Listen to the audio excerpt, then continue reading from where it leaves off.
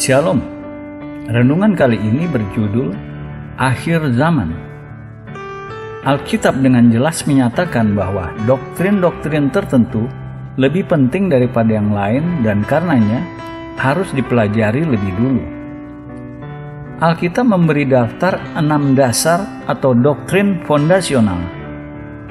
Sebab itu marilah kita tinggalkan asas-asas pertama dari ajaran tentang Kristus dan beralih kepada perkembangannya yang penuh.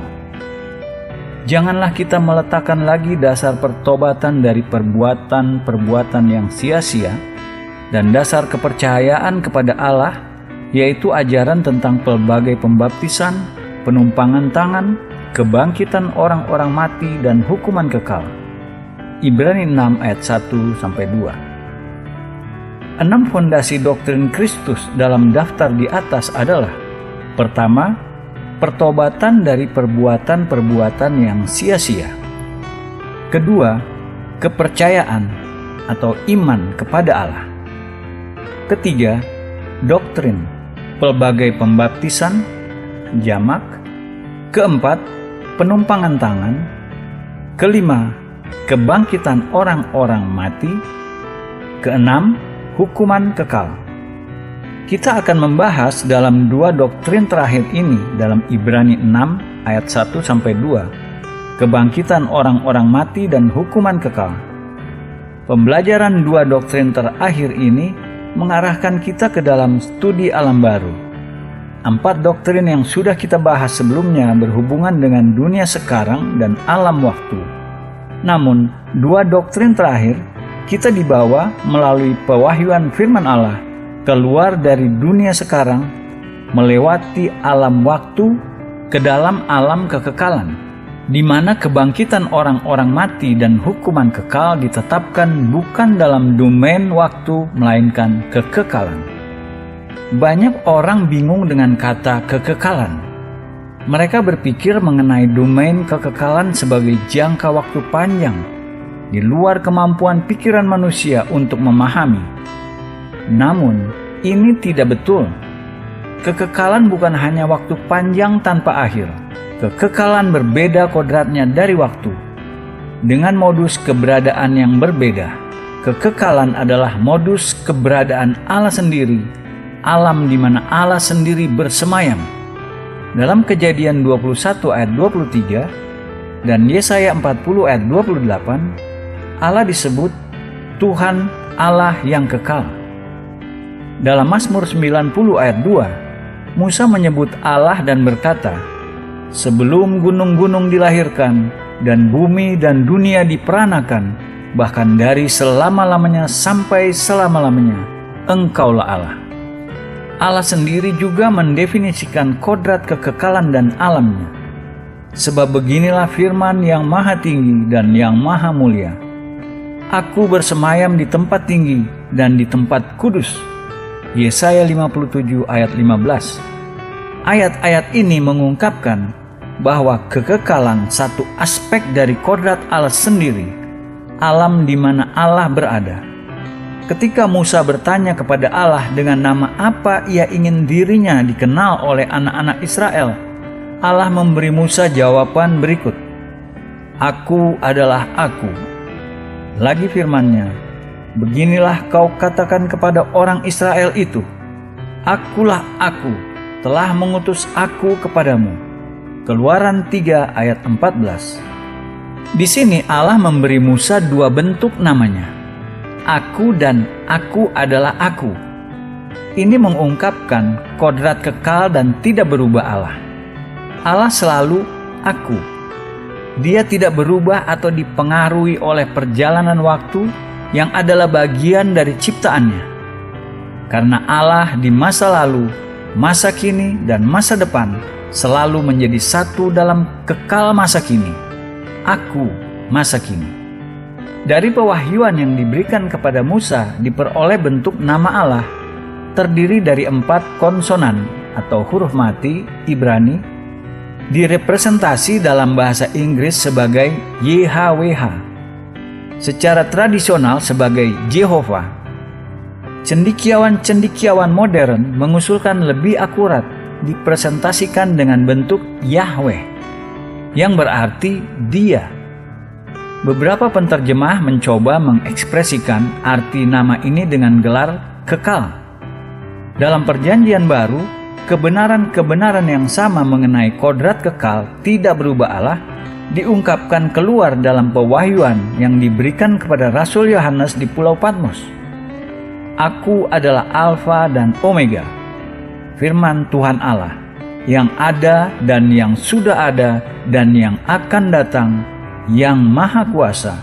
Wahyu 1 ayat 8. Alfa adalah huruf pertama alfabet Yunani dan Omega huruf terakhir. Maka seluruh alfabet waktu sejak mulanya sampai akhirnya terkandung dalam kodrat Allah sendiri. Frasa baik kemarin maupun hari ini dan sampai selama-lamanya menggabung masa kini, masa lalu, dan masa depan. Dan sesuai pewahyuan kodrat Allah yang diberikan kepada Musa, Aku adalah Aku. Gelar lain Allah yang digunakan di sini, Maha Kuasa, sesuai bentuk bahasa Ibrani yang digunakan mulai dari kitab Kejadian dan seterusnya, El Shaddai. Sebagai contoh, dalam Kejadian 17 ayat 1, kita membaca Tuhan, Yahweh, yang mengungkapkan dirinya kepada Abraham dengan nama El Shaddai, Allah Maha Kuasa. Karena dikatakan, ketika Abram berumur 99 tahun, maka Tuhan menampakkan diri kepada Abram dan berfirman kepadanya, Akulah Allah yang Maha Kuasa atau El Shaddai, hiduplah di hadapanku dengan tidak bercela. Akar arti El Shaddai adalah Allah Maha Cukup. Semua ciptaan digabung dalam satu, sejak awal sampai akhir. Gambaran yang sama dari semua kecukupan absolut Allah terkandung dalam Perjanjian Baru juga. Sebab segala sesuatu adalah dari Dia, dan oleh Dia, dan kepada Dia. Roma 11 ayat 36. Segala sesuatu asal mulanya dari Allah. Segala sesuatu disediakan oleh Allah, dan segala sesuatu berakhir pada Allah. Maka kita menemukan berbagai nama dan gelar Alkitabiah Allah yang di dalamnya terkandung pewahyuan kodrat kekal Allah. Sementara kita melakukan kontemplasi mengenai kodrat kekal Allah, kita akan mendapatkan gambaran sejati kekekalan.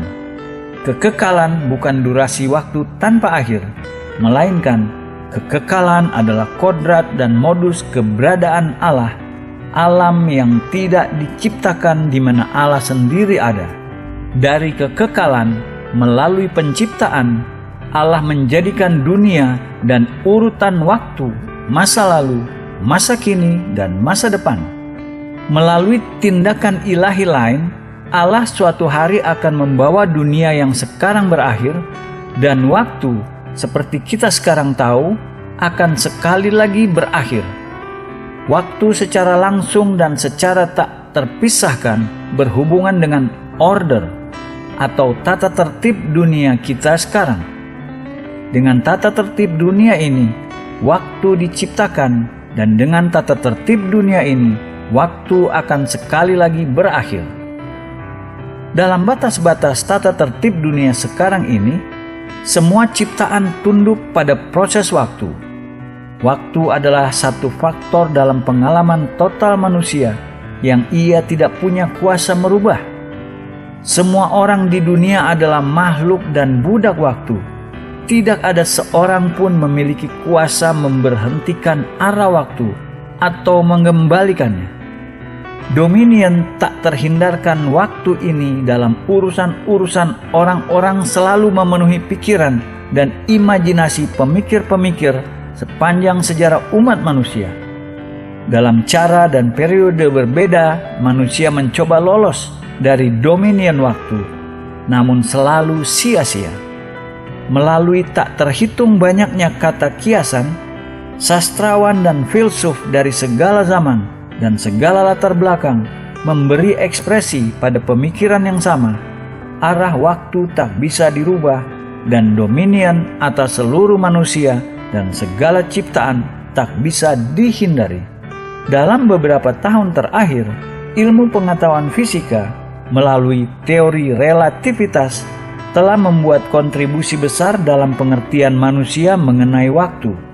Singkatnya, teori ini menyatakan dua kategori waktu dan ruang berhubungan satu sama lain tak terpisahkan, sehingga tidak ada yang bisa didefinisikan atau dijelaskan secara tepat kecuali dalam hubungan satu dengan satunya.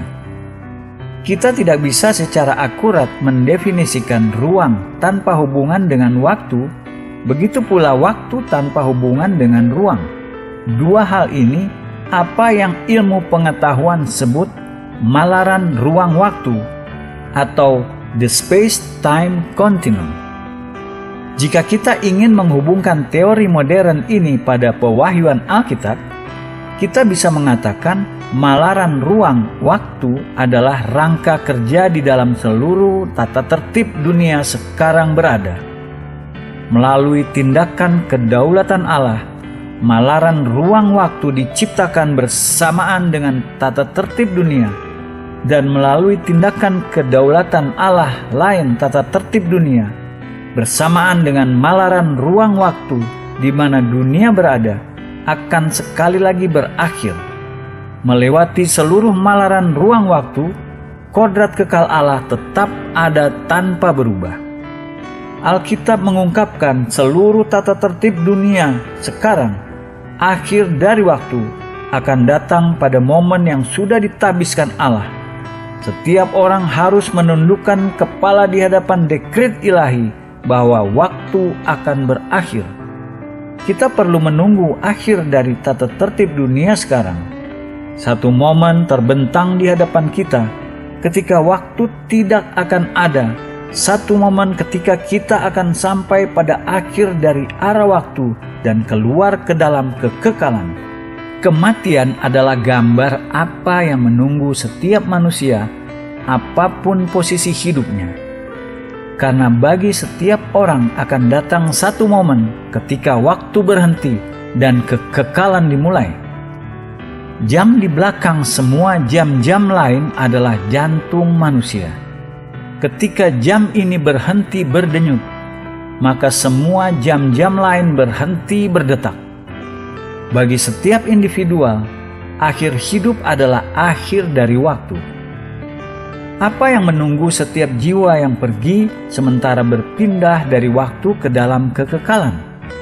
Apa di seberang waktu? Pasti ada banyak misteri dan hal-hal yang tidak diketahui menunggu setiap jiwa yang pergi, di mana Alkitab tidak mengangkat selubung yang memisahkan waktu dari kekekalan. Namun, melewati ambang pintu kekekalan, Alkitab mengungkapkan ada dua tujuan akhir semua jiwa: kebangkitan orang-orang mati dan penghakiman kekal.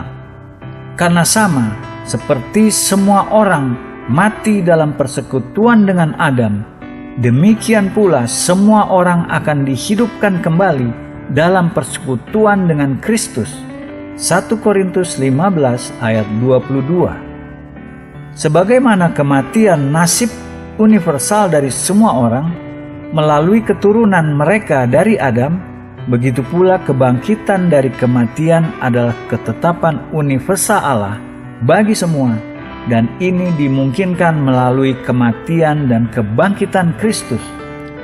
Untuk ketetapan universal kebangkitan dari kematian ini, Alkitab mengakui hanya satu pengecualian yang seluruhnya logikal. Mereka yang tidak pernah mati tidak membutuhkan kebangkitan dari kematian. Sesungguhnya, aku menyatakan kepadamu suatu rahasia. Kita tidak akan mati semuanya, tetapi kita semuanya akan diubah dalam sekejap mata pada waktu bunyi nafiri yang terakhir. Sebab nafiri akan berbunyi dan orang-orang mati akan dibangkitkan dalam keadaan yang tidak dapat binasa, dan kita semua akan diubah. Karena yang dapat binasa ini harus mengenakan yang tidak dapat binasa, dan yang dapat mati ini harus mengenakan yang tidak dapat mati. 1 Korintus 15 ayat 51-53. Ketika Paulus berkata di sini, kita tidak akan mati semuanya, ia mengacu hanya pada orang-orang Kristen. Yang ia maksudkan semua orang-orang Kristen sejati yang hidup pada waktu kembalinya Kristus bagi gerejanya tidak mati. Sebaliknya, tubuh mereka akan secara instan dan mujizat diubah, dan mereka akan mengenakan tubuh yang seluruhnya baru dan secara supernatural baik. Benih yang fana dan korup akan diganti dengan yang tidak fana oleh firman Allah yang hidup dan kekal. Setelah itu tidak ada lagi kematian atau kebangkitan dari kematian. Selain orang-orang Kristen sejati ini yang akan hidup ketika Kristus kembali, kemungkinan ada dua pengecualian lain untuk ketetapan universal kebangkitan orang mati. Ini terjadi melalui Henokh dan Elia, dua orang yang dicatat dalam perjanjian lama yang terangkat ke surga tanpa mengalami kematian. Alkitab tidak memberi detail jelas apa yang pada akhirnya dialami dua orang ini. Namun satu hal pasti, mereka yang tidak pernah mati tidak perlu dibangkitkan dari kematian. Di lain pihak, Alkitab dengan jelas mengungkapkan semua yang mati juga akan dibangkitkan dari kematian. Ketetapan besar Allah lain dalam kekekalan bagi semua orang adalah penghakiman. Paulus memperingati orang-orang Athena bahwa seluruh dunia harus suatu hari kelak menghadapi penghakiman Allah. Dengan tidak memandang lagi zaman kebodohan, maka sekarang Allah memberitakan kepada manusia bahwa di mana-mana semua mereka harus bertobat. Karena ia telah menetapkan suatu hari pada waktu mana ia dengan adil akan menghakimi dunia oleh seorang yang telah ditentukannya, sesudah ia memberikan kepada semua orang suatu bukti tentang hal itu dengan membangkitkan dia dari antara orang mati. Kisah Para Rasul 17 ayat 30-31. Ketetapan penghakiman Allah dibuat untuk seluruh dunia, untuk seluruh umat manusia. Ini kenapa semua manusia diperintahkan bertobat, karena semua manusia akan satu hari kelak dihakimi. Paulus memperingati orang-orang Kristen, mereka juga harus mempersiapkan diri berdiri di hadapan pengadilan Allah. Tetapi engkau, mengapakah engkau menghakimi saudaramu? Atau mengapakah engkau menghina saudaramu? Sebab kita semua harus menghadap takhta pengadilan Allah. Karena ada tertulis, demi aku hidup, demikianlah firman Tuhan, semua orang akan bertekuk lutut di hadapanku, dan semua orang akan memuliakan Allah. Roma 14 ayat 10-11. Di sini Paulus menulis kepada orang-orang Kristen. Karenanya, frasa saudaramu menunjukkan saudara seiman Kristen.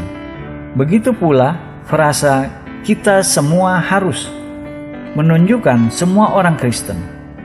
Lebih jauh, tidak ada pengecualian untuk penghakiman diindikasikan melalui aplikasi universal dari dua frasa, semua orang akan bertekuk lutut dan semua orang memuliakan Allah. Kita akan membahas secara detail program penghakiman Allah bagi semua orang, dan kita akan melihat pandangan-pandangan dan tujuan-tujuan penghakiman sesuai kategori orang untuk dihakimi. Sementara prinsip dasar sudah diletakkan bahwa semua yang mati akan dibangkitkan dan dihakimi. Dan sama seperti manusia ditetapkan untuk mati hanya satu kali saja dan sesudah itu dihakimi. Ibrani 9 ayat 27. Di sini frasa dan sama seperti manusia ditetapkan termasuk seluruh umat manusia.